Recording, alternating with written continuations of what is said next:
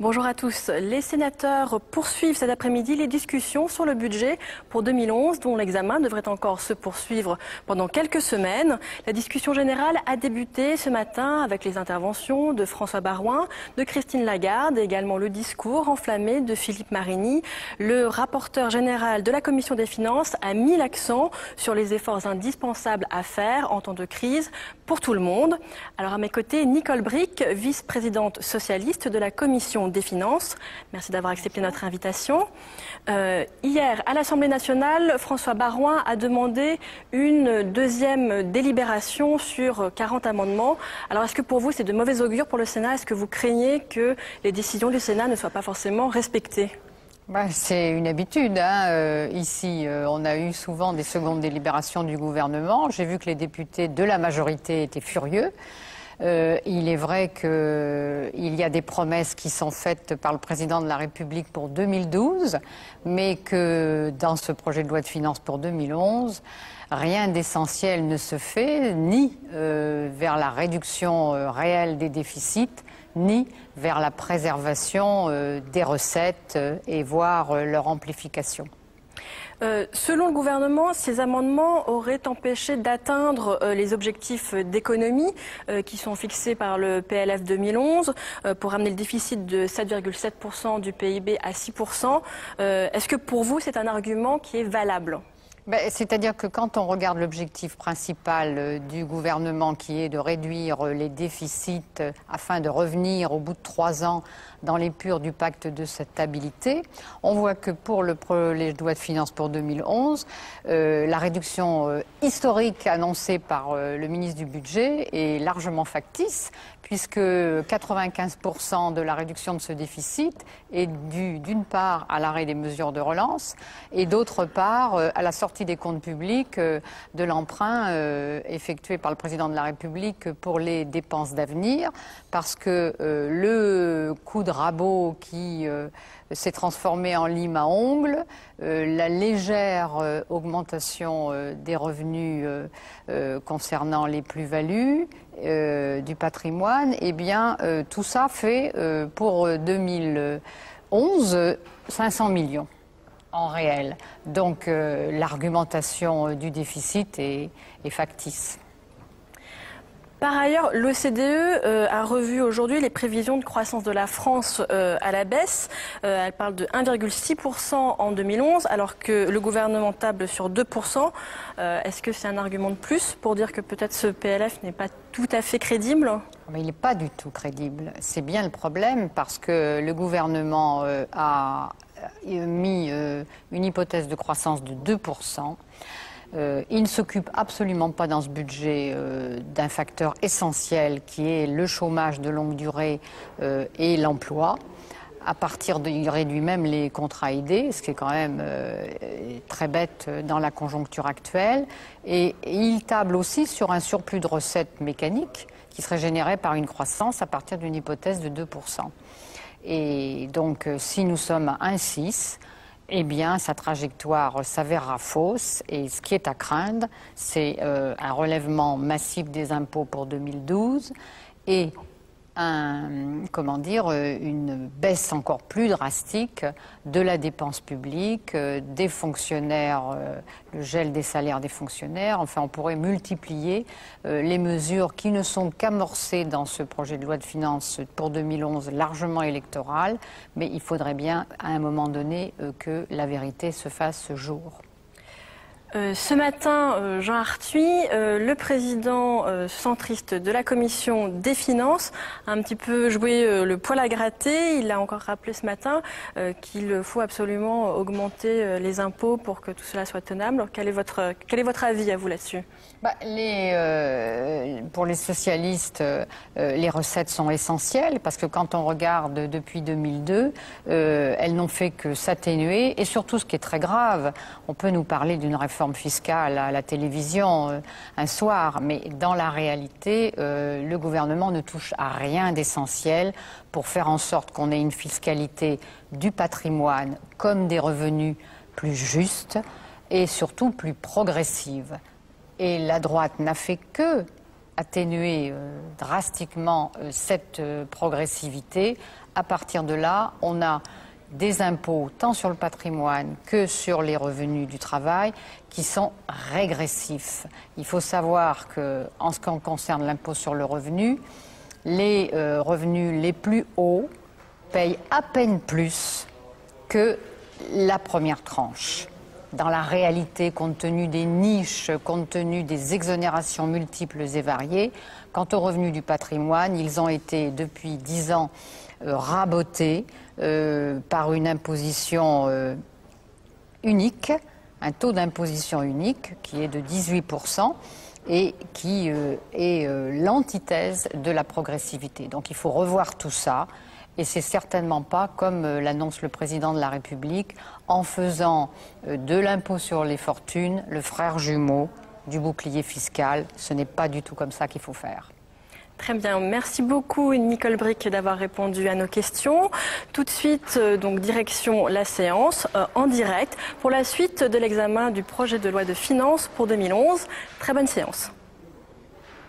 Nous reprenons la suite du projet de loi de finances pour 2011 adopté par l'Assemblée nationale. Dans la discussion générale, la parole est à Madame Mugueddini, présidente de la Commission des affaires sociales. Madame la Présidente, nous vous écoutons.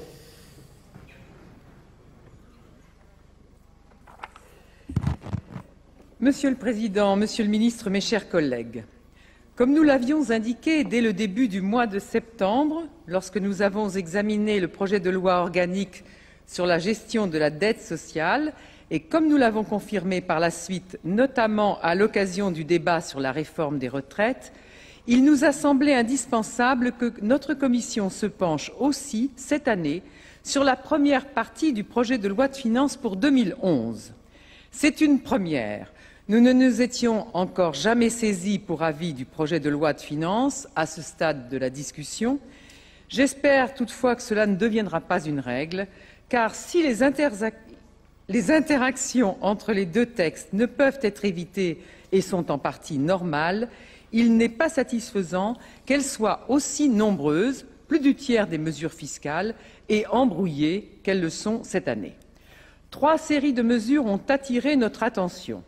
Celles qui contribuent au financement de la réforme des retraites, celles qui sont destinées à alimenter non plus la CADES, comme dans le projet de loi initial, mais la branche famille, celles enfin qui touchent au financement des caisses, notamment à travers la compensation des allègements de cotisations sociales. Premièrement, le financement de la réforme des retraites. Dans l'équilibre de la réforme que nous a présenté le gouvernement, il était prévu de dégager 3,5 milliards d'euros en 2011 pour financer la réforme des retraites. Une partie de ces mesures figure dans le PLFSS, principalement l'annualisation du calcul des allègements généraux pour 2 milliards. L'autre partie est inscrite dans le projet de loi de finances. Il s'agit de la contribution supplémentaire de 1% sur les hauts revenus, avec le relèvement de 40 à 41% du taux d'imposition de la tranche la plus élevée du barème de l'impôt sur le revenu. Et, vous le savez, cette contribution est exclue du champ du bouclier fiscal. Le gain qui en est attendu est de 495 millions d'euros en 2011.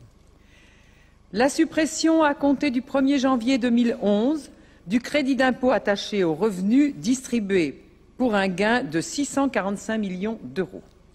L'imposition, dès le premier euro, des plus-values réalisées par des particuliers à l'occasion de cessions de valeurs mobilières ou de droits sociaux, pour un gain de 180 millions d'euros à partir de 2012. La suppression, dans le cadre du régime mère-fille, du plafonnement de la quote-part des frais et charges prélevés sur les dividendes perçus de ces filiales par une société mère pour un gain de 200 millions. Pour permettre l'affectation du produit de ces 4 recettes à la sécurité sociale, il est prévu de transférer une nouvelle part de TVA à son profit, collectée sur des activités ayant un lien avec l'assurance maladie, l'activité des médecins généralistes, des infirmiers, des établissements hospitaliers, pour un montant de 1,34 milliard d'euros. Deuxièmement, l'alimentation de la branche famille. Le PLFSS a prévu une très importante reprise de dette en 2011. Or, la nature des recettes qui doivent abonder la CADES pour en assurer le financement a beaucoup évolué au cours des dernières semaines. Finalement, pour lever les réserves formulées par l'Assemblée nationale sur le dispositif qu'il avait initialement envisagé, le gouvernement a décidé, et cela figure dans la loi organique relative à la gestion de la dette sociale, que les recettes de la CADES seront, hors mobilisation du FRR, exclusivement constituées de la CRDS et d'une fraction de la CSG. En conséquence de ce principe, 0,28 points de la CSG, jusqu'à présent destinée à la branche famille, a été transféré à la CADES, ce qui représente un montant de 3,2 milliards d'euros. En compensation, la branche famille doit recevoir le produit de 3 recettes relatives au secteur des assurances, qui étaient initialement destinées à la CADES et dont les modalités figurent dans le projet de loi de finances. Monsieur le ministre, si ce sujet n'était aussi grave, on aurait envie de rire de ces jeux de tuyauterie incompréhensibles aux non-initiés. Ces 3 nouvelles recettes comprennent la taxation des contrats d'assurance maladie solidaire et responsable. Ces contrats ne seraient plus exonérés mais taxés à un demi-taux de 3,5 %. Pour le gouvernement, il s'agit de maintenir l'incitation fiscale à la conclusion de tels contrats tout en réduisant la dépense fiscale de moitié, soit à 1,1 milliard d'euros. Deuxième recette, le prélèvement au fil de l'eau des contributions sociales sur les compartiments euros des contrats d'assurance vie multi-supports. Le gain prévu est de 1,6 milliard en 2011, montant qui irait en décroissant jusqu'en 2019. Enfin, l'instauration d'une taxe sur les sommes mises en réserve en franchise d'impôt par les entreprises d'assurance. Le gain attendu de cette exit tax, soit 1,7 milliard d'euros, sera réparti entre 2011 et 2012. Notre commission considère que ces 3 recettes ne présentent pas la solidité et la pérennité nécessaires pour assurer un financement stable des dépenses de la branche famille. En effet, 2 d'entre elles sont soit une mesure à un coût, c'est le cas de l'exit tax, soit destinées à s'éroder peu à peu, s'agissant du prélèvement anticipé des prélèvements sociaux sur les contrats d'assurance vie. Seule la mesure de taxation des contrats responsables paraît à peu près stable. Mais cette mesure présente d'autres inconvénients. D'un côté, en effet, on nous dit que l'instauration de cette nouvelle taxe renchérira sensiblement le coût des assurances complémentaires et certains de nos interlocuteurs n'hésitent pas à parler d'augmentation des primes allant jusqu'à 6 ou 8 points dès l'année prochaine. De l'autre côté, celui du gouvernement, on nous dit que les organismes complémentaires, quel que soit leur statut, ont les réserves nécessaires pour prendre en charge ce nouveau prélèvement sans en faire peser les conséquences sur les assurés ou, au maximum, d'1 ou 2 points supplémentaires. Les ministres, François Baroin comme Roselyne Bachelot, mettent en avant les conséquences positives pour les organismes complémentaires des mesures d'économie sur l'assurance maladie, ainsi que la progression toujours rapide du nombre des assurés pris en charge à 100% dans le cadre des ALD. Alain Vassel, qui m'a demandé de le remplacer pour cette prestation, a souhaité pouvoir confronter ces 2 thèses.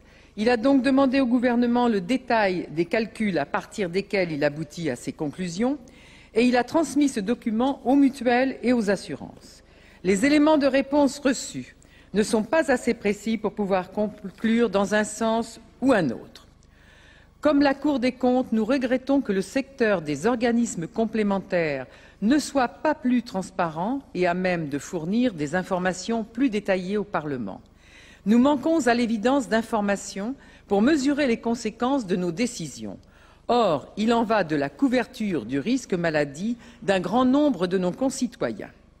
Troisièmement, le projet de loi de finances pour 2011 comporte une nouvelle répartition du droit de consommation sur les tabacs. Cet ajustement n'est toutefois pas le premier et ces derniers temps, les évolutions de l'affectation des droits tabac se sont toujours faites au détriment de la sécurité sociale. C'est pourquoi nous revendiquons depuis plusieurs années que la totalité des droits tabac soit affectée à la sécurité sociale et que la loi de financement de la sécurité sociale puisse en gérer les évolutions. À l'occasion de l'adoption de l'article 12 bis du PLFSS, il y a quelques jours, le gouvernement a accepté de faire ce transfert. Pour en tirer les conséquences dans le projet de loi de finances, nous vous proposerons un amendement à l'article 40. Notre commission des affaires sociales a donc pris acte des mesures de financement de la réforme des retraites et de compensation à la branche famille de la ponction faite sur ses ressources pour alimenter la CADES. Nous resterons cependant très vigilants sur leur exécution, car il faut que les recettes prévues soient au rendez-vous, tant pour permettre le retour progressif à l'équilibre de la branche vieillesse que pour assurer des ressources pérennes à la branche famille. Nous avons prévu dans le PLFSS une clause de garantie pour la branche famille à hauteur du manque à gagner pour elle de la substitution des 3 recettes assurance à 0,28 points de CSG. Il importera, là encore, qu'elle soit pleinement mise en œuvre dans les prochaines années. Je vous remercie de votre attention. Merci. Parfait. Merci, Madame la Présidente. Dans la suite de la discussion générale, la parole est à Thierry Foucault pour le groupe CRC-SPG.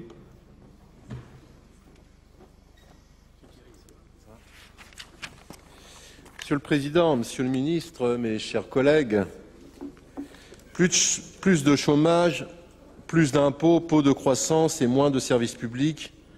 Voici comment on peut résumer en quelques mots le projet de loi de finances 2011. Je vais m'expliquer, Monsieur le Ministre. À ceux qui parlent de sortie de crise, 4 millions de travailleurs et de travailleuses privés d'emploi ou n'exerçant qu'une activité réduite répondent clairement non, la crise continue. À ceux qui polémiquent sur le taux des prélèvements obligatoires, ceux qui voient grimper la facture des impôts locaux, flamber le prix du plein d'essence à la pompe, augmenter le prix du paquet de cigarettes ou s'envoler le prix des produits frais savent quoi répondre. Les taxes et impôts se portent très bien quand il s'agit de frapper la consommation populaire. À ceux qui s'interrogent pour savoir si, pour financer les entreprises, il faut passer par les banques ou par la bourse, les salariés victimes de plans sociaux en 2010, ceux qui sont frappés par le chômage partiel et le ralentissement déjà perceptible de l'activité industrielle peuvent répondre que là n'est pas la question. Enfin, à toutes celles et tous ceux qui parlent d'État modeste, de performance, des services publics, d'efficacité, d'efficience et je ne sais encore de quelle optimisation des services publics, les fermetures de classes, les files d'attente dans les préfectures, la lenteur de la communication administrative sont autant de réponses. Oui, depuis plusieurs années, le service public, élément décisif dans la vie de la nation, source d'efficacité économique et sociale, est attaqué, mis en cause, amoindri, au nom d'une idéologie libérale dépassée qui veut faire croire que moins de collectifs, moins de solidarité sont nécessaires au bien commun. Cette loi de finances, donc, pour 2011 s'inscrit dans ces grandes lignes, dans la même filiation que celle dont nous avons pu débattre depuis 2002. La priorité des priorités, et nous l'avons vu avec la discussion de la loi de programmation des finances publiques, c'est la réduction des déficits publics. La belle affaire que voilà, je dirais. Mais comment se fait-il que toutes les lois de finances, et cela depuis 2002, aient fait de cette réduction des déficits publics l'absolue priorité de leur mise en œuvre et que ces déficits, et d'ailleurs la dette avec eux, n'aient cessé de croître et d'embellir depuis. Ce matin, le rapporteur général nous a gratifié d'un plaidoyer que je dirais idéologique, toujours le même, pour un budget qu'il estime bon pour l'avenir. Un de ces budgets où il y a encore moins d'argent utile, monsieur le rapporteur général, d'ailleurs celui qui va à la santé, celui qui va à l'école, celui qui va à l'industrie, celui qui va au logement. Oui, mais monsieur le rapporteur général, tous les ans, c'est la même rengaine, c'est la même chose, et les déficits s'accroissent d'année en année, le nombre de chômeurs grandit d'année en année, les problèmes de logement sont toujours les mêmes.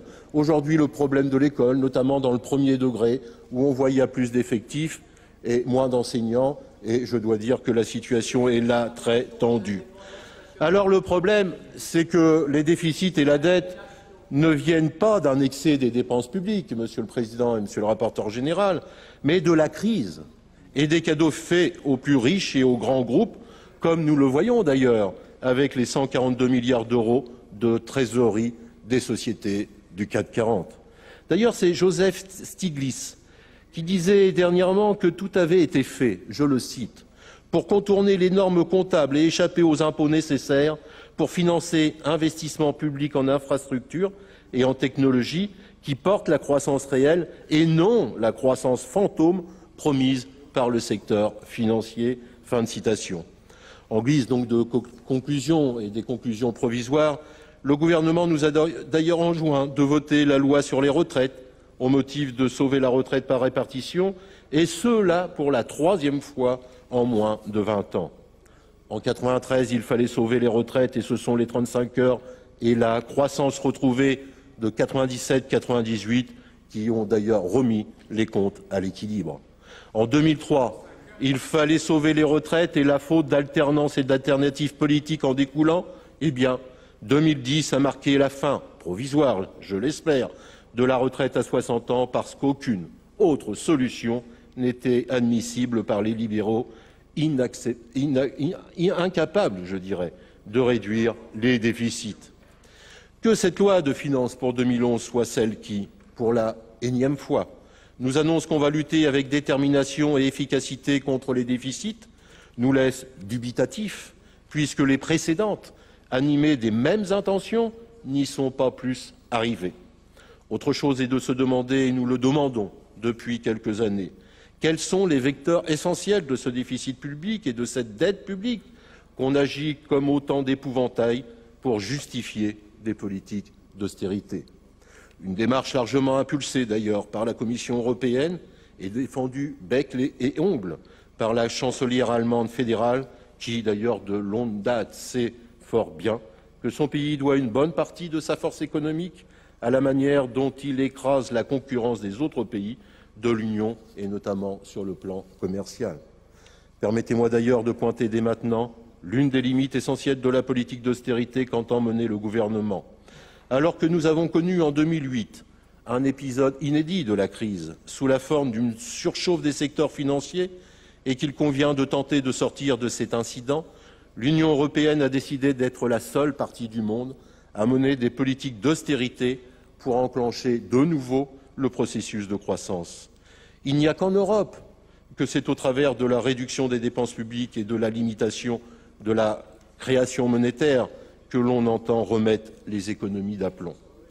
À peine avions-nous débattu de la loi de programmation que, suite aux résultats des élections de mi-mandat, le gouverneur de la Banque centrale américaine annonçait qu'il allait remettre 600 milliards de dollars en circulation pour acheter une partie de la dette publique, colossale, comme on le sait, de l'État fédéral. Quitte à ce que tout cela pèse sur la valeur du dollar, et là, je dirais, c'est l'architecture d'une loi de finances fondée sur un euro à 1,30 $ qui, je dois dire, en prend un coup. L'objectif étant de permettre une relance de l'activité économique qui permettra d'ailleurs aux billets verts d'avoir une valeur adossée à une production réelle de biens et de services. On pourrait dire à ce stade, mais qu'attendons Jean-Claude Trichet, arc-bouté sur sa crainte de l'inflation monétaire, pour en faire de même? Pourquoi la Banque centrale européenne ne procède-t-elle pas à des émissions de monnaie ou d'obligations, rachetant tout ou partie de la dette publique des États de l'Union, à commencer par les plus mal en point, je pense à l'Irlande, à la Grèce, au Portugal ou à l'Espagne? Comme nous ne pouvons décemment demander à la présidence belge de l'Union de le faire, ce serait bien, je dois dire, la moindre des choses. Seulement, voilà, mes chers collègues, comme nous sommes au niveau européen, là se situe probablement une partie de l'origine de nos difficultés actuelles. Cela fait en effet quelques décennies que l'Union est conçue comme une vaste zone de libre-échange fondée sur la recherche permanente du moins-disant social et fiscal et, singulièrement, une harmonisation des législations nationales visant à réduire sans cesse les taux nominaux d'imposition des sociétés, des ménages les plus aisés, et à faire disparaître, autant que faire se peut, toute taxation supportée par l'entreprise, le capital ou le patrimoine. La croissance des déficits publics bien au-delà des dépenses d'équipement de la nation, ce qui peut motiver le recours à l'emprunt, comme peut d'ailleurs le faire une famille qui achète une maison, mais ne dispose pas de suite de l'argent pour ce faire, date du milieu des années 80. Avec le temps, nous avons en effet connu une dérive des comptes publics qui a ajouté au financement de l'investissement un service de la dette de plus en plus conséquent et une insuffisance des recettes de fonctionnement conduisant au fameux effet boule de neige de la dette publique. Un effet que seuls les exercices budgétaires compris entre 1997 et 2002 ont permis d'éviter. Or, l'insuffisance des recettes de fonctionnement, qu'est-ce donc sinon que des moins-values constamment réévaluées de recettes fiscales, sous d'ailleurs les effets conjugués des baisses de taux nominaux? On est passé d'ailleurs de 50 à 33,33 pour l'IS, de 65 à 40 pour le taux maximal d'imposition à l'IR, par exemple, et que des évictions d'assiettes, ce que l'on appelle les niches fiscales au sens large. Le Conseil des prélèvements obligatoires a rendu un avis sur le sujet. 172 milliards d'euros ont été dépensés en 2009 pour alléger les cotisations sociales et les impôts des entreprises, plus que le déficit. Pour le seul impôt sur les sociétés, les mesures d'exonération, les régimes spéciaux, les allègements temporaires et les crédits d'impôt ont coûté 106 milliards d'euros, plus de 2 fois le rendement net de l'impôt. Le vrai taux de l'IS en France, ce n'est pas 33,33%, c'est 10%, soit un taux d'imposition que bien des cadres moyens sans patrimoine important aimeraient bien constater pour eux-mêmes. C'est donc, et je vais conclure, je vais me couper, Monsieur le Président, mais j'ai été forcé de répondre à Monsieur le rapporteur général il y a quelques instants. Je dirais que c'est donc cette accumulation de niches fiscales plus ou moins bienvenues qui est aujourd'hui à la source de l'accumulation des déficits que constitue la dette publique.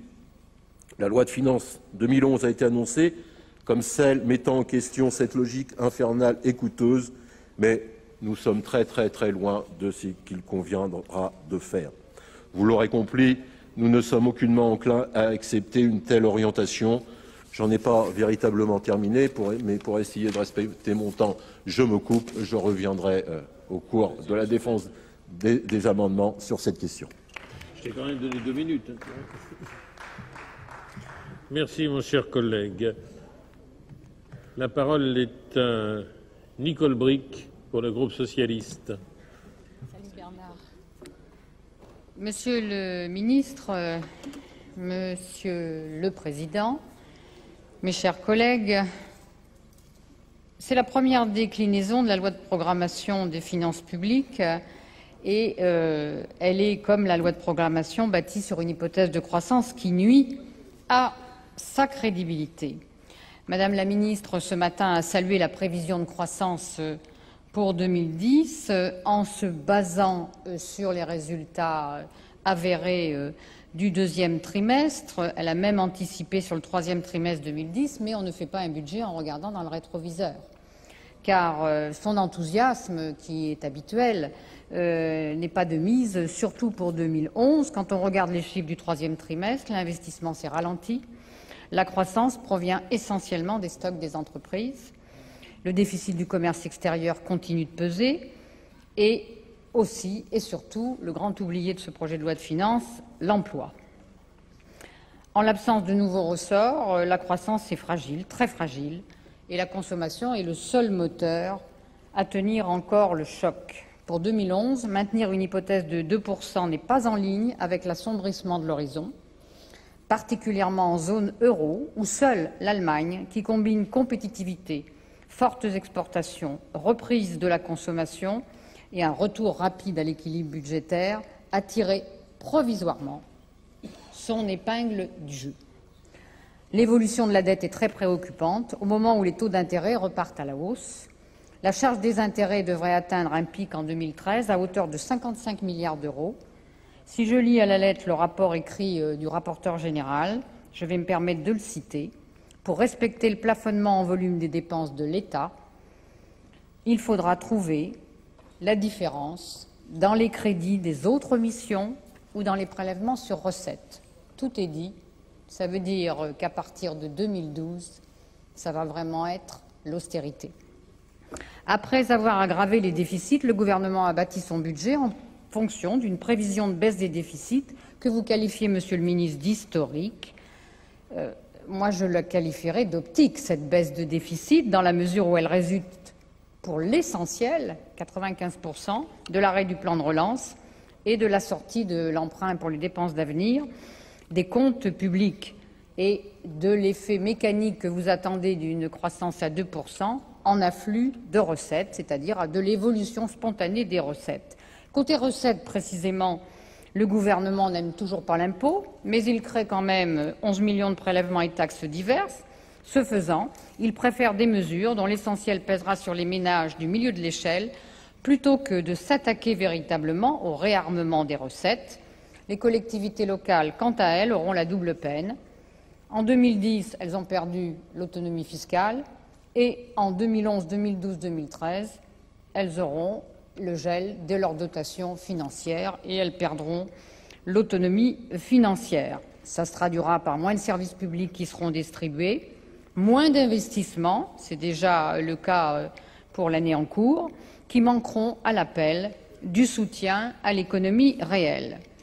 Mais surtout, ce budget est une fois encore marqué par la non-remise en cause de la politique fiscale du gouvernement, et c'est là-dessus que j'insisterai le plus. La crise rend pourtant insupportables les injustices accumulées depuis 2002 et la fuite en avant des 10 dernières années. Et cet immobilisme dont vous faites preuve est la marque du conservatisme. Alors le président de la République peut bien nous raconter une histoire à la télévision en nous promettant une réforme fiscale pour le printemps 2011. Cela lui évite d'assumer les erreurs commises en 2007. Tout se passe comme si, à peine sorti de la mise en œuvre de ses promesses électorales de 2007, il en fait de nouvelles. Encore une fois, c'est la fuite en avant. Au final, dans ce budget, seule une poignée de mesures ciblées sur les ménages aisés est mise en place.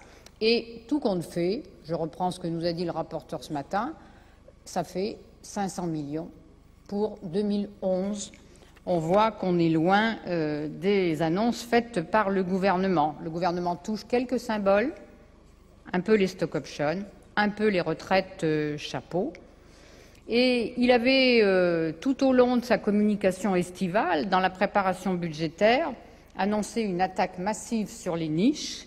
Eh bien, la tronçonneuse que nous avait promis Madame la ministre de l'Économie et des Finances s'est transformée en rabot et, pour finir, en une lime à ongles. Alors, en attendant la loi de finances rectificative de juin, le président de la République engage le débat fiscal en invoquant, ça c'est intéressant, l'harmonisation avec l'Allemagne.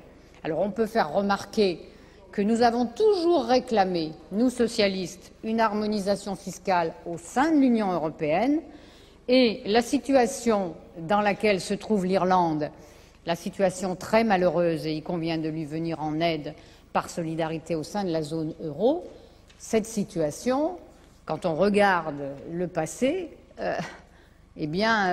finalement, c'était le champion du dumping fiscal. Et donc, ça prouve que la recherche du moins-disant fiscal, qu'on nous a tant vanté en 2007, eh bien, finalement, ce n'est pas forcément la bonne solution.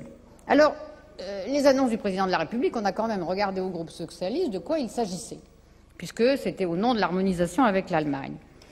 Si il doit s'agir de la compétitivité des économies, il faut donc regarder la fiscalité des entreprises. Ce que nous avons fait, l'impôt économique local, Madame Lagarde nous avait dit qu'il fallait supprimer la taxe professionnelle, elle l'a fait, ça ne nous a pas été démontré que ça améliorait la compétitivité. Mais si on prend l'hypothèse du gouvernement, on va considérer que ce n'est plus le problème. Donc, qu'est-ce qui reste? L'impôt sur les sociétés et les cotisations sociales qui pèsent sur les entreprises. Si on regarde le taux facial de l'impôt sur les sociétés en France, c'est vrai qu'il est très élevé. Il est près de 34%. Mais si on regarde dans le détail, eh bien, l'accumulation des niches sur l'assiette de l'IS en réduit fortement l'impact, et ce, d'autant plus que l'entreprise est grande. Et on arrive à quelque chose de complètement régressif, c'est que celles qui sont, si on prend celles du CAC 40, en haut de l'échelle, elles sont à un taux réel de 8%. Si je prends l'impôt sur les sociétés rapporté à l'excédent d'exploitation, comme le démontre le rapport du Conseil des prélèvements obligatoires. Ces données relativisent donc très fortement le différentiel affiché avec nos voisins allemands. Le taux est de 29% et l'impôt sur les sociétés n'est pas mité comme il l'est en France. Alors, s'il s'agit, Monsieur le Président, de transférer des points de cotisation sociale qui pèsent sur les entreprises sur la TVA, la fameuse TVA que certains appellent par euphémisme social, d'autres emploi, d'autres, comme vous l'avez fait ce matin, anti-délocalisation. Franchement, quand on regarde que notre économie, le seul moteur qui tient, je l'ai dit, c'est la consommation. Vous pensez que dans ces temps difficiles, il serait intelligent et productif de comprimer le seul moteur qui marche? Ce serait une dangereuse initiative. Vous connaissez notre proposition pour le PLF 2011. Il serait dans un premier temps plus intelligent de revenir sur la dépense fiscale constituée par la baisse de la TVA dans la restauration, dont il est prouvé que, je reprends le mot du rapporteur confié à un journal du matin, qu'elle coûte très cher et son bilan, parce que maintenant on dispose du recul, n'est pas, vous l'avez dit vous-même, 138 000 € l'emploi, c'est quand même très cher. Et vous le maintenez. Et j'ai vu dans la Gazette du matin que vous aviez dit que l'équivalent sur une année, c'était celui du coût d'un porte-avions. J'espère que la durée de la TVA dans la restauration réduite à 5% sera moins longue que la durée de vie d'un porte-avions. En tout cas, nous vous proposons de le faire dès maintenant. Alors, je voudrais quand même dire que l'innovation fiscale que Mme Lagarde a vantée ce matin, d'introduire, ce que nous avons toujours réclamé depuis la crise financière, une taxation bancaire systémique, eh bien là, nous avions l'occasion d'aller vers la convergence avec les Allemands, mais nous avons pris exactement le chemin inverse. J'ai pris la précaution de regarder le système allemand de la taxation bancaire. Il est fondamentalement différent du nôtre, l'assiette est différente, l'affectation est différente et, grande différence, parce que ça c'est passé inaperçu, vous faites de cette taxation un impôt déductible de l'impôt sur les sociétés. Tout est fait pour la rendre indolore, donc inefficace. Chez nous, la puissance du lobby bancaire a encore frappé. Il faut donc en conclure que l'invocation de l'harmonisation avec l'Allemagne sert à justifier la suppression concomitante, c'est ça qui est important, du bouclier fiscal, devenu à l'approche des élections le véritable boulet du gouvernement, et de l'ISF, au motif que ni l'un ni l'autre n'existe en Allemagne. C'est donc que le président de la République s'était trompé quand il avait affirmé que le bouclier fiscal existait en Allemagne. Nous connaissons bien ce débat ici, au Sénat. Nous l'avons toujours récusé. 680 millions, ce n'est pas l'équivalent de 4 milliards. Et un impôt sur le patrimoine, ce n'est pas un impôt sur le revenu. L'existence du bouclier est justifiée jusqu'à présent par l'affirmation qu'il ne faut pas payer plus de 50% de ce que l'on gagne, alors qu'il est impossible qu'un contribuable qui ne dispose que des revenus du travail paye plus de 50% de son revenu en impôt. Il faut en réalité posséder un patrimoine important pour bénéficier du bouclier fiscal. Les 2/3 des sommes restituées au titre du bouclier concernent en effet des contribuables possédant plus de 15 millions de patrimoine. La suppression du bouclier qui exonère les plus riches de tout effort contributif n'est donc pas pour nous une contrepartie. Elle est un préalable à toute réforme de la fiscalité. Et je veux dire que déjà, nous proposons de baisser le plafonnement des niches fiscales. Et du reste, avant l'introduction du bouclier fiscal, l'ISF était plafonné. Donc si on veut faire une réforme du patrimoine, on a les moyens de le faire. Alors dès lors, pourquoi attendre? Supprimons-le tout de suite. La mise à jour des effets pervers de la conjonction du bouclier et des niches a conduit la majorité et le gouvernement à proposer un plafonnement. Nous le jugeons insuffisant. Nous vous proposons de le baisser encore, ce plafond. Mais en l'absence d'une évaluation complète des quelques 500 niches existantes, nous refusons la méthode du gouvernement qui consiste à choisir ce qui est une niche et ce qui ne l'est pas au fil de l'eau. Cette vision sélective conduit à laisser galoper les plus coûteuses et notamment celles dont l'efficacité économique ou sociale n'est pas démontrée. À encourager l'optimisation fiscale et les effets d'aubaine, c'est le cas du crédit impôt recherche, au détriment des finances publiques. C'est sur la base des travaux du Conseil des prélèvements obligatoires que nous vous proposons une série d'amendements qui visent à supprimer, afin d'éradiquer les effets injustes et contre-productifs, ou d'aménager afin de limiter le plus possible les sources d'optimisation les plus criantes, soit du côté des ménages les plus aisés, soit du côté des entreprises. La France est effectivement le champion des niches fiscales. Alors, ce que je voudrais dire en conclusion, puisqu'on m'invite effectivement à conclure, c'est que si on prend l'impôt sur les sociétés, si on prend les impôts sur le patrimoine, si on prend l'impôt sur le revenu, on voit qu'ils sont tous régressifs. Donc, ce que nous voulons, c'est réintroduire de la progressivité, et surtout sur le patrimoine, car les inégalités ont explosé et vous les avez aggravées en 2007 avec la loi TEPA. Et de la même manière que vous avez aggravé en multipliant, je veux quand même le dire, les prélèvements libératoires. Vous vous êtes orienté vers une fiscalité du patrimoine et des plus-values qui était flat. Vous l'avez réduite à 18%. Là, vous faites un petit effort, 19%, mais c'est insuffisant. La vérité de ce PLF, c'est que vous ne revenez sur rien d'essentiel et vous continuez à entretenir l'illusion de l'action. Nous avons, nous, socialistes, réfléchi. Nous voulons raisonner à partir des taux réels et non marginaux.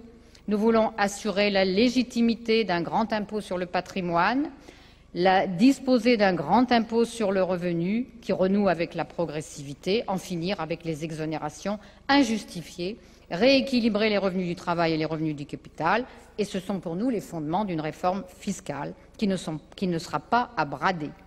Conscient des efforts qu'il faudra fournir pour que la France retrouve son rôle moteur en Europe, nous voulons que ceux-ci soient justement répartis.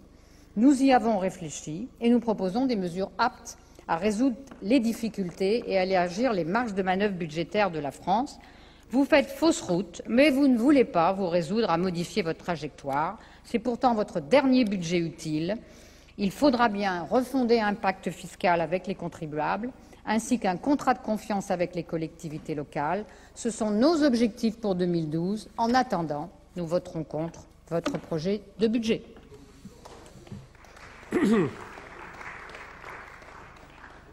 Bien, la parole est à Jean-Pierre Fourcade pour le groupe UMP. Mes chers collègues, si vous respectez vos temps de parole, je vous rappelle sur la formule classique que je ne vous en voudrais pas. Merci. Monsieur le ministre, nous vous écoutons.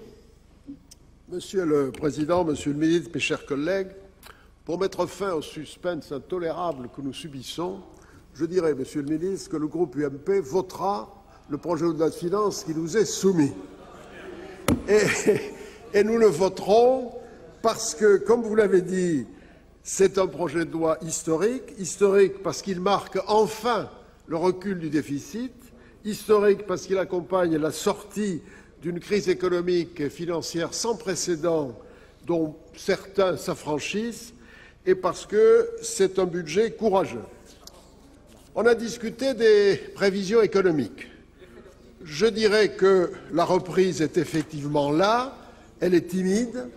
Les derniers chiffres connus montrent que la prévision du gouvernement prévoyant un taux de croissance de 1,5% pour 2010 sera peut-être légèrement dépassée et que la croissance demeure soutenue par la consommation des ménages qui est restée à un bon niveau et ceci est un point positif qui démontre que le plan de relance qui s'achève avait été bien calculé et bien équilibré.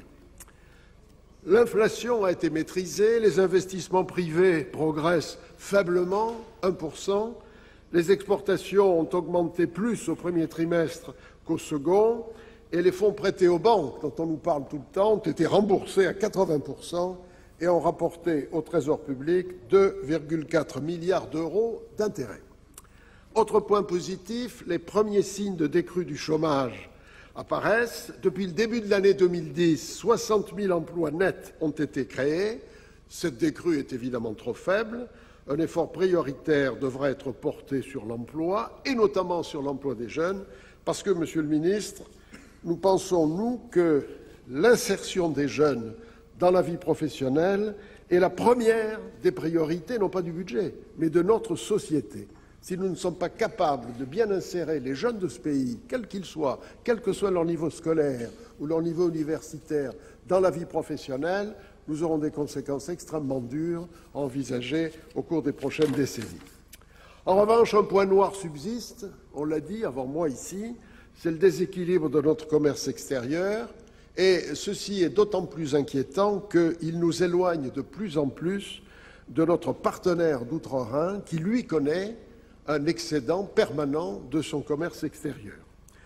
C'est donc la question de la compétitivité de notre économie qui est au cœur du débat budgétaire. Elle est primordiale, car il faut parvenir à concilier le soutien économique et financier de nos entreprises et le retour à l'équilibre budgétaire en 2013, ce qui permettra, à partir de 2014, de commencer à nous désendetter. Nous formons le vœu que, pour revenir, il faut rapidement revenir à la situation que nous avons connue en 2006 et en 2007, où les recettes et les dépenses de l'État étaient équilibrées et où le déficit trouvait sa seule origine dans le financement des intérêts de la dette. Et nous savons, Monsieur le Ministre, que les intérêts de la dette vont croître compte tenu de sa masse, que nous serons à 55 milliards de financement d'intérêts en 2012 et que, par conséquent, il faudra faire un gros effort sur le reste des dépenses. Bien sûr, l'impact de cette évolution budgétaire sur la croissance est lié à quelque chose pour lequel, malheureusement, nous ne pouvons pas grand-chose, qui est la situation de l'euro par rapport aux autres monnaies. Si l'euro continue à connaître des sommets du fait des bouleversements monétaires qui interviennent dans le monde, nous aurons du mal à retrouver l'équilibre de notre commerce extérieur et, par conséquent, nous aurons du mal à accélérer la reprise de l'emploi. C'est pourquoi, et c'est le premier bémol que je me permets d'apporter à ce discours, qu'il ne faut pas supprimer trop vite les mesures de relance, et je pense par exemple à la prorogation de 2 ans du régime de cession-bail, décidé par notre commission des finances à l'initiative de notre excellent rapporteur général, Philippe Marini, et c'est pourquoi il ne me paraît pas nécessaire de toucher tout de suite au crédit impôt recherche. Les 2 éléments sont très importants pour le développement des investissements et pour la stimulation de la création des petites entreprises. Certes, cette problématique entre l'articulation d'une logique économique et d'une logique financière va se retrouver dans les débats, et les mêmes qui demandent une réduction du déficit demanderont évidemment le maintien d'un certain nombre de régimes privilégiés et le problème du rabotage. Tout à l'heure, on a parlé de lime-à-ongles. Je ne sais pas s'il était en carton ou en métal. Enfin, lime-à-ongles. Le rabotage des niches fiscales va pour nous procurer un grand nombre d'amendements. Mais il est clair que le dispositif de la TVA réduite sur l'hôtellerie-restauration et sur les travaux dans le bâtiment est un point important, coûteux, sur lequel, mes chers collègues, nous devons réfléchir. Ce projet de loi de finances pour 2011 n'est pas un budget de rigueur, parce qu'il ne marque pas une hausse généralisée des prélèvements obligatoires. Notre groupe approuve ce choix, et d'ailleurs, nous nous appuyons sur les derniers rapports de la Cour des comptes et de son président, qui recommandent que l'effort porte prioritairement sur la réduction de la dépense publique, dont les effets sont plus durables qu'une hausse des recettes. Je prends cette phrase comme très importante pour le développement de nos réflexions. Néanmoins, Monsieur le Ministre, j'ai 3 inquiétudes. Et tout en vous apportant le soutien complet et unanime du groupe, je tiens à ce que ces 3 inquiétudes soient marquées dans ce débat d'aujourd'hui. Première inquiétude, l'endettement de l'État croît à une vitesse considérable. Nous sommes passés en quelques années d'une dette de l'État qui était de l'ordre de 7 à 800 milliards d'euros à un peu plus de 1200 aujourd'hui. Et il est évident que cette augmentation de 50% en quelques années pose des problèmes, non seulement des problèmes de financement des intérêts, mais surtout des problèmes de remboursement.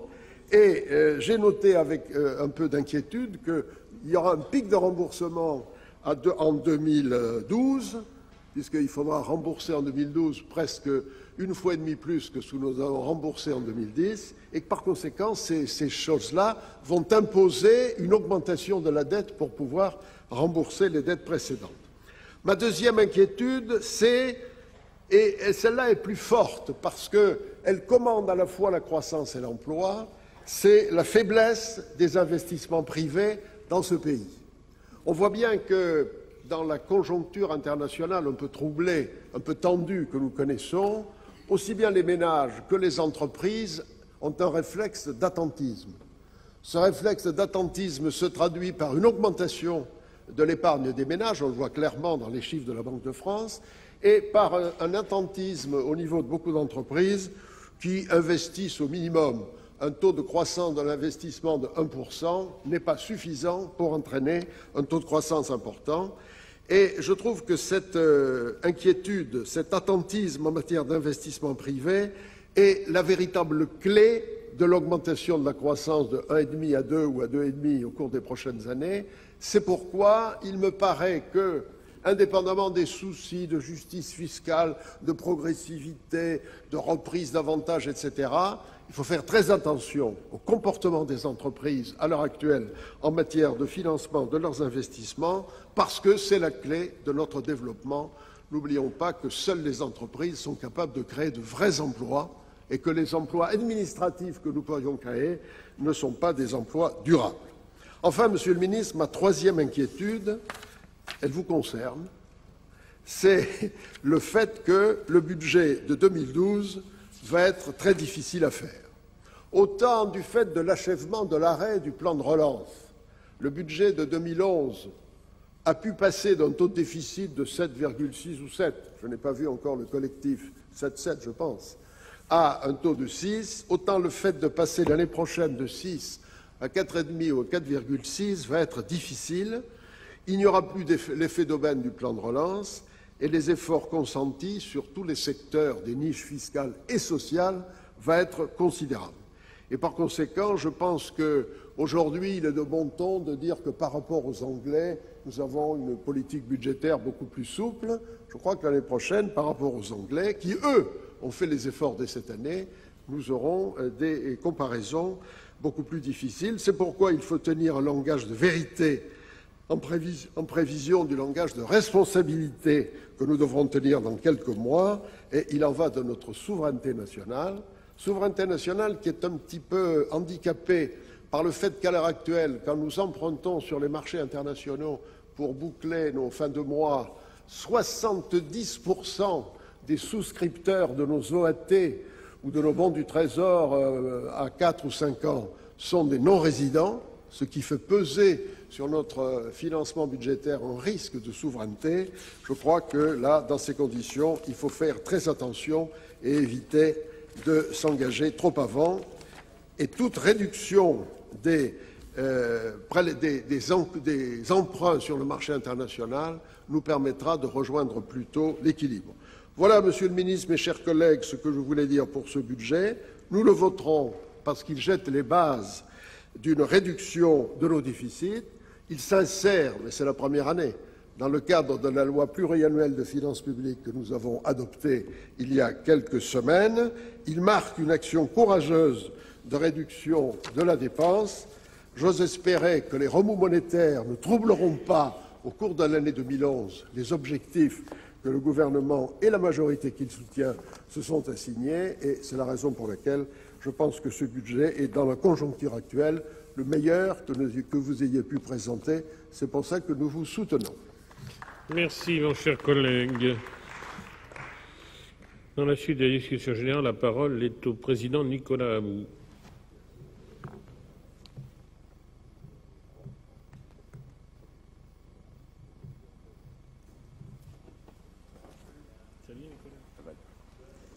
Monsieur le Président, Monsieur le Ministre, mes chers collègues, Monsieur le Président de la Commission des finances, Monsieur le rapporteur général, cette semaine, l'Institut national de la statistique a publié l'édition 2010 du portrait social français.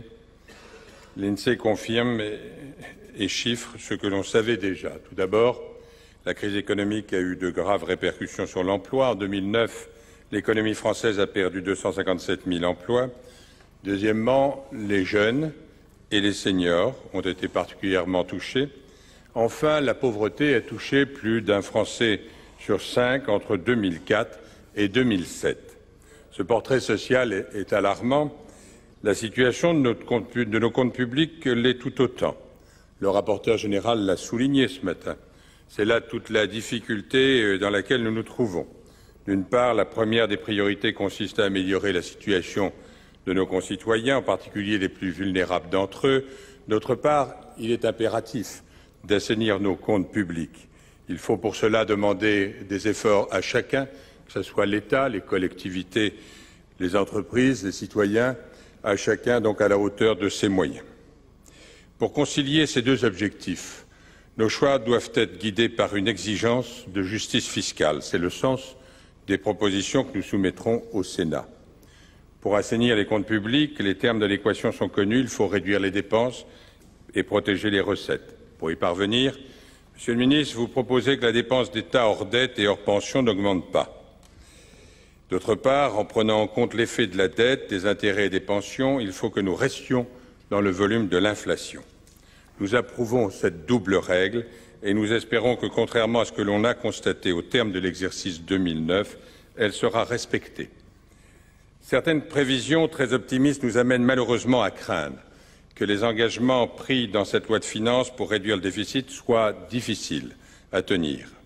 Par exemple, en matière de dépenses sociales, le gouvernement prévoit que les interventions de guichet n'augmenteront pas en valeur l'année prochaine.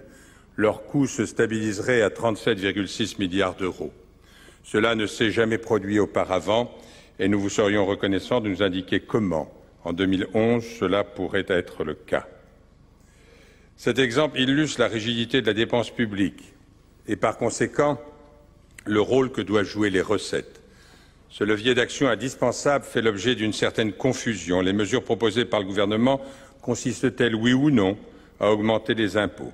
Pour notre part, et sans ambiguïté, sans détour, nous affirmons que oui. Oui, en réduisant le coût de certaines niches fiscales, le gouvernement propose une hausse d'impôts ciblée, intelligente et indispensable.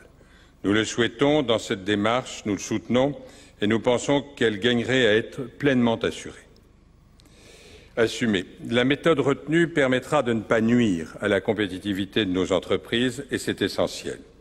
Dans le cas contraire, nous perdrions en emploi ce que l'on gagnerait en impôts et à ce jeu-là, à somme nulle, nous serions assurément perdants. Nous tâcherons de proposer des mesures pour corriger les dérives dont font l'objet certaines dépenses fiscales.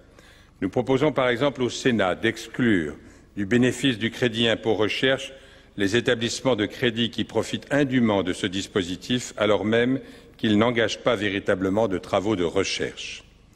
Nous proposerons d'augmenter la fiscalité sur les contrats d'assurance complémentaire santé non responsables afin de préserver l'incitation à privilégier les contrats d'assurance responsables qui contribuent à contenir les dépenses d'assurance maladie. Là encore, il s'agit de veiller à ne pas perdre en dépenses de santé ce que l'on gagnerait en fiscalité. Nous proposerons également de réduire de 10% la dépense fiscale que constitue le taux réduit de TVA dans la restauration, en portant donc le taux de 5,5 à 7%. Nous ne préjugeons pas du bilan qui devrait être tiré lorsque les délais fixés aux restaurateurs pour mettre en œuvre leurs engagements seront arrivés à échéance. Mais nous pensons, comme le rapporteur général, que le rabot doit s'appliquer aussi à cette niche. Cela ne perturbera pas le comportement économique des acteurs concernés et cela permettra de diminuer une dépense fiscale extrêmement coûteuse. Globalement, la réduction des dépenses nous semble indispensable et nous pensons qu'il est nécessaire d'aller plus loin. Tous les amendements que nous défendrons ne vont pas pour autant dans le sens d'une réduction de dépenses. Réduire les dépenses publiques est une nécessité, ce n'est pas un dogme. De façon très ciblée et proportionnée, nous proposerons également de consentir certaines dépenses ou de renoncer à les réduire là où nous pensons que c'est nécessaire. Par exemple, nous proposerons que la Haute Assemblée, nous lui proposerons d'étendre le bénéfice du FCTVA aux collectivités qui construisent des maisons de santé lorsqu'elles se situent en zone de revitalisation rurale ou en territoire rural de développement prioritaire. La règle actuelle selon laquelle seules les collectivités classées en zone déficitaire peuvent en bénéficier est trop restrictive. Elle nuit à la lutte contre la désertification médicale à laquelle le Sénat, vous le savez, est très attaché. Sans étendre cet avantage fiscal à toutes les collectivités, nous proposerons donc d'en faire bénéficier les territoires ruraux les plus en difficulté. Enfin, nous défendrons plusieurs propositions pour aménager le bouclier fiscal. À l'Assemblée nationale, le gouvernement a indiqué qu'il ne souhaitait pas engager ce débat dans l'improvisation. Dès maintenant, permettez-moi de répondre à cet argument. Premièrement, je crois que personne, au Sénat au moins, ne contestera que le débat sur le bouclier fiscal est loin d'être nouveau et a pour nous depuis longtemps commencé. Deuxièmement, la crise et son impact exigent de réexaminer avec un regard nouveau certains dispositifs qui peut-être se justifiaient hier et doivent évoluer aujourd'hui. Cet argument légitimait la réforme des retraites à laquelle nous avons pris une part active. Il rend aujourd'hui légitime la réforme de la fiscalité du patrimoine et tout particulièrement du bouclier fiscal. Enfin et surtout, le groupe Union centriste est force de proposition sur ce sujet depuis plusieurs années. Nous constatons que notre proposition emporte de plus en plus l'adhésion de la majorité, tant mieux. La preuve de cette évolution a été apportée par le président de la République lui-même ce mardi. La réforme de la fiscalité du patrimoine qu'il a annoncée est si semblable à celle que nous proposons que nous osons penser que notre idée a fait son chemin. Fort de notre expérience, nous n'excluons pas que, comme par le passé, malheureusement, le groupe centriste se trouve quasiment, ou enfin en tous les cas très seul, à soutenir la proposition que représentera le président Arthuis avec plusieurs de ses collègues membres de la Commission des finances. Et tant mieux. Dans cette hypothèse, le Sénat s'honorerait à adopter au moins une série de dispositions qui devraient, elles, pouvoir faire consensus. Elles visent à rapprocher le revenu fiscal pris en compte dans le calcul du droit à restitution du revenu réel des bénéficiaires du bouclier. Aujourd'hui, le revenu pris en compte est diminué par une série de dispositions. On exclut les primes versées au titre de l'épargne de retraite individuelle, certaines plus-values immobilières, des tas d'allégements. Tout cela n'a aucune justification. Le principe du bouclier fiscal est clair. Nul ne doit payer plus de 50% de ses revenus en impôts. En s'écartant de ce principe, les dispositions que nous visons rendent choquant un dispositif qui, s'il était appliqué rigoureusement, pourrait, à la limite, se justifier. Il permet d'éviter que l'impôt, et notamment l'ISF, ne revêt un caractère confiscatoire. À minima, si le Sénat refuse d'engager immédiatement une réforme plus ambitieuse, nous proposerons donc de supprimer ces dispositions en attendant la réforme annoncée. De toute façon, quand bien même nous adopterions ce que nous proposons, ne prendrait effet qu'avec la réforme annoncée. Donc, ça ne retardera pas le processus souhaité par le président. Notre groupe tâchera donc par ses propositions d'assurer une juste répartition de l'effort que chacun devra consentir. En augmentant le taux de la dernière tranche d'impôt sur le revenu, on demande à chaque contribuable d'accepter une hausse des prélèvements. Or, si rien n'est fait, les bénéficiaires du bouclier fiscal ne prendront pas part à cet effort. Nous pensons que les plus fortunés d'entre nos concitoyens doivent y participer. Si les PME voient certaines de leurs aides réduites, nous pensons que les grandes entreprises doivent elles aussi être sollicitées et que certains abus doivent cesser. Si les collectivités sont associées à l'effort de réduction des dépenses publiques, nous pensons aussi que l'État doit veiller à ce que les territoires fragiles soient protégés. Voilà, mes chers collègues, l'esprit dans lequel nous abordons l'examen de ce projet de loi de finances et que, bien entendu, nous prendrons toute notre part à en assurer l'adoption. Merci, Monsieur le Président. Dans la suite de la discussion générale, la parole est à Marie-France Beaufils.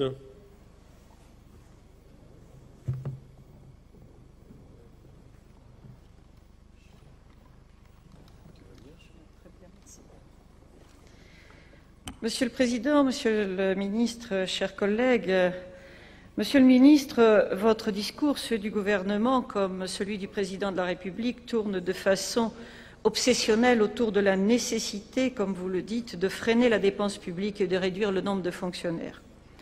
Plus de 100 000 postes ont été supprimés depuis que votre majorité est au pouvoir. Votre objectif est clair, la réduction et même la suppression des services publics. Pourtant, ces services que nous mettons à disposition des habitants sont très utiles, tout particulièrement dans cette période de crise pour la grande majorité d'entre eux. En Europe, nous avons été un des seuls pays à avoir traversé la crise, dites-vous, sans trop de casse. Les services publics, les politiques sociales ont servi d'amortisseur social selon votre terminologie. Pourquoi donc mettre à bas ces politiques qui ont fait la preuve de leur efficacité? Le portrait social de la France réalisé par l'INSEE en apporte une nouvelle fois la preuve cette année, je cite, « Les administrations publiques redistribuent aussi une partie des recettes sous forme de prestations en nature. Les deux principales en termes de budget sont les dépenses d'éducation et les dépenses de santé. Ces prestations en nature concourent à réduire les inégalités. Cette forme de redistribution est conséquente. Ces services publics réalisent ainsi la moitié de la réduction totale des inégalités de niveau de vie. » Fin de citation. Nos services publics, ceux de nos communes, nos départements et nos régions, jouent le même rôle. Ils atténuent les effets désastreux de votre politique. Malgré cet élément de preuve, vous considérez que cet équivalent argent sous forme de services publics, qui va à ceux qui en ont le plus besoin, devrait être reversé à ceux de vos amis qui n'en savent que faire. En effet, vous privatisez à tout va dans un pays où le nombre de pauvres a atteint, grâce à vous, le chiffre record de 7 800 000 personnes en 2008. Vous avez, avec cynisme, accéléré ce processus depuis la rentrée. Après avoir supprimé définitivement la taxe professionnelle l'an dernier, sans que cela nous apporte des emplois nouveaux, qu'avez-vous fait depuis septembre? Vous avez entamé le processus de destruction de notre système de retraite par répartition en faisant voter le texte à la hussarde et vous pourrez le livrer ainsi au monde des assurances qui vous est proche. Vous avez remis en cause notre démocratie locale en faisant voter à l'arraché le projet de loi sur les collectivités. Notre stratégie d'inflexion de la dépense pour être efficace, dites-vous, doit concerner impérativement l'ensemble des acteurs publics, l'État, la sécurité sociale et les collectivités locales. Mais vous faites surtout porter cet effort par les habitants les plus modestes de notre pays. Comment vous croire lorsque vous osez affirmer qu'il est incontestable que tous les acteurs de la dépense publique, comme vous le dites, je dis bien tous, devront participer à cet effort? Comment les élus à qui on demande de faire des économies vont pouvoir admettre et comprendre que le président de la République, acteur de la dépense publique par excellence, se soit auto-exempté de cette règle? Après avoir commencé son quinquennat en s'augmentant de 170%, il s'offre aujourd'hui le luxe d'un avion qui coûte à la nation 176 millions d'euros et 49 millions chaque année pour son entretien. Comment pouvez-vous faire croire aux élus qu'il n'y a plus d'argent dans les caisses alors que le ministère des Finances distribue aux plus riches de vos amis 679 millions au titre du bouclier fiscal et sa suppression annoncée mais associée à celle de l'ISF n'annonce nullement un changement d'orientation du président mais un fort risque de perte de recettes? Comment pouvez-vous faire croire que le pays traverse des difficultés quand une seule personne, dirigeante du numéro 1 du luxe, a réalisé ces jours derniers une plus-value de 18 millions d'euros en une journée en levant un certain nombre de stock options? On est loin de la moralisation du capitalisme tant annoncée par le président de la République. C'est de cette politique-là que les Françaises et les Français ne veulent plus. Ils vous l'ont dit haut et fort, mais vous êtes restés sourds à leurs cris de colère. C'est vous qui avez aggravé la dette en réduisant les recettes venant des impôts des plus fortunés. En stigmatisant les collectivités locales, qui ne sont pourtant que faiblement responsables de l'endettement public, seulement probablement 10%, vous voulez faire porter par les élus locaux la faillite d'une politique qui vous incombe intégralement. En considérant qu'elles sont une charge et non une source de richesse, vous oubliez de reconnaître que les collectivités sont parmi les principaux acteurs de notre économie. L'Observatoire des finances locales a déjà constaté un premier recul de l'investissement des collectivités de 73 à 70% en 2009. Ce recul se confirme pour 2010. Les artisans et les PME qui participent économiquement à la vie locale seront ainsi les premiers touchés, en particulier ceux du BTP. Les élus des collectivités territoriales œuvrent pour l'intérêt général des habitants sur la base des programmes sur lesquels ils ont été élus, et vous voudriez aujourd'hui leur faire exécuter vos seules orientations. Drôle de conception de la démocratie. De cette politique-là, les élus n'en veulent plus. Ils vous l'ont dit à leur façon lors du débat sur la réforme des collectivités locales. Comme pour les retraites, vous n'entendez rien. Par contre, pour obtenir ce vote, vous avez donné un spectacle pitoyable, fait de tractations, de couloirs, de pression, lors du débat sur ce texte de réforme des collectivités locales au Sénat après la CMP. Vous l'avez fait passer au forceps, mais elle n'est toujours pas acceptée. Le projet de loi de finances que vous nous présentez n'est que la mise en musique de ces deux textes fondamentaux et destructeurs que vous souhaitez imposer aux élus locaux, la réforme de la taxe professionnelle et la réforme des collectivités locales. En gelant les dotations de l'État, vous les mettez en difficulté. Il y a 2 ans, en 2009, l'évolution était calculée sur l'inflation. Elle avait été d'abord sur le PIB et les prix auparavant. Nous avions donc 2,5%. En 2010, nous étions sur la moitié de l'inflation prévisionnelle, puis en 2011, vous décidez 0%. Mais pour certaines collectivités, ce sera une baisse qui atteindra 5% de leur garantie de dotation de fonctionnement. Pourtant, l'inflation atteint 1,6% sur les 12 derniers mois. Les 2% seront certainement atteints en 2011. Pour les collectivités, l'incidence sera encore plus importante puisque le panier du maire, comme nous l'appelons, est environ du double.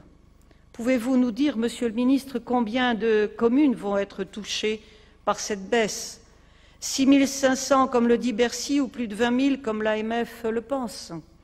Il y a beaucoup d'inquiétudes chez les élus qui vont être dans l'impossibilité de maintenir de nombreux projets. À travers cette politique de restriction, vous allez mettre à mal de nombreuses associations qui sont financées à 80% par les collectivités territoriales et qui sont de véritables acteurs du lien social sur nos territoires. S'agissant de la suppression de la taxe professionnelle que vous aviez proposé une clause de revoyure, avant le 31 janvier 2010 pour présenter les éléments de financement de substitution. Or, cette clause s'apparente à l'arlésienne, vous en parlez abondamment, mais rien de plus. En forçant à la baisse le pouvoir d'achat des collectivités, vous voulez placer les maires, les présidents des conseils généraux et régionaux devant le seul scénario, augmenter les impôts locaux ou supprimer des services à la population et par conséquent supprimer des emplois territoriaux. Votre projet de loi de finances crée de l'inquiétude chez l'ensemble des élus de notre pays. Nous pensons qu'il est temps, au contraire, de leur redonner de la confiance. Merci, ma chère collègue. Parfait. La parole est à Éric Doligé pour le groupe UMP.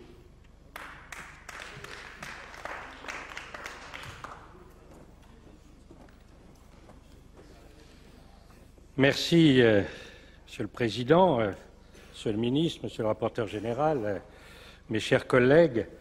Nous savons tous que l'exercice budgétaire n'est pas simple. Il l'est d'autant moins cette année que nous sommes toujours dans une période de tourmente internationale qui nous touche directement, même si les mesures prises dans le cadre, entre autres, de la relance, ont permis d'atténuer le creux que nous aurions pu connaître comme bien d'autres pays européens. Comme toujours, chacun s'accorde sur la nécessité de faire des efforts, mais si possible, à condition que cela ne touche que les autres. À titre personnel, je m'intéresse plus particulièrement à la mission Outre-mer qui doit vous être chère, Monsieur le Ministre, et à la sécurité civile. J'interviendrai sur ces deux missions dans la suite du débat. Dans mon propos de ce jour, j'insisterai sur les finances des collectivités locales.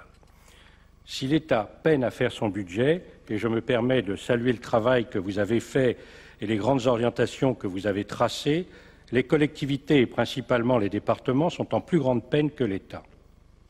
L'analyse macro des budgets des collectivités montre que le bloc communal, communes et intercommunalité, est dans une situation globalement équilibrée. Le montant des charges a progressé de 2%, le montant des recettes a lui aussi progressé de 2% en 2010. Nous sommes donc à l'équilibre.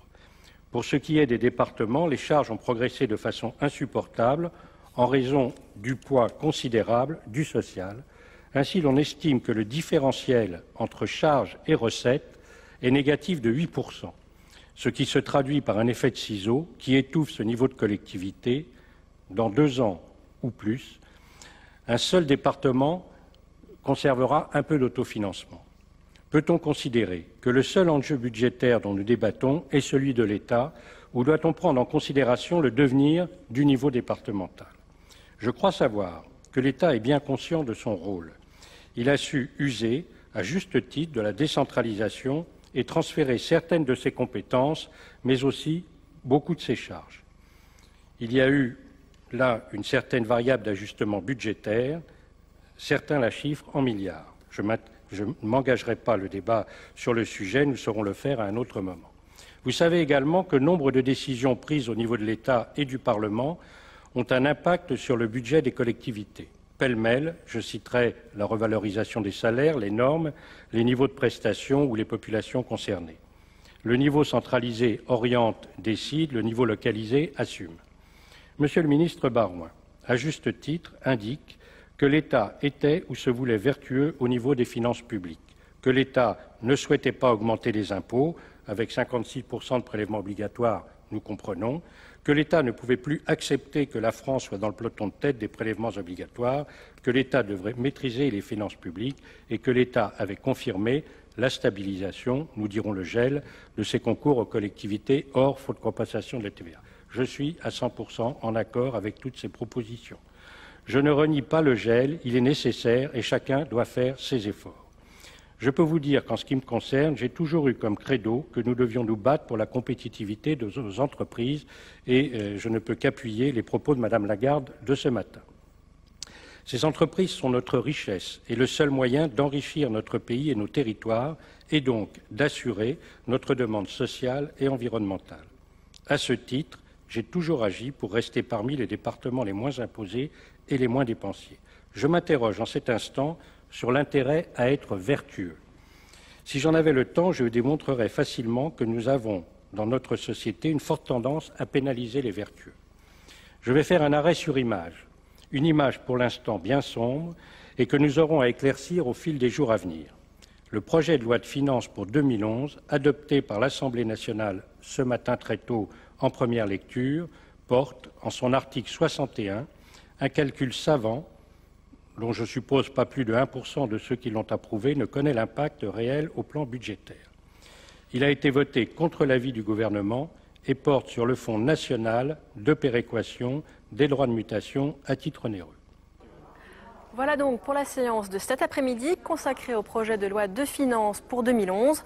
Prochain rendez-vous de l'actualité politique et parlementaire, le journal de 19h présenté par Michel Grossior, puis le 22h, Sonia Mabrouk et bien sûr toujours notre site publicsena.fr. Très bonne soirée sur notre chaîne.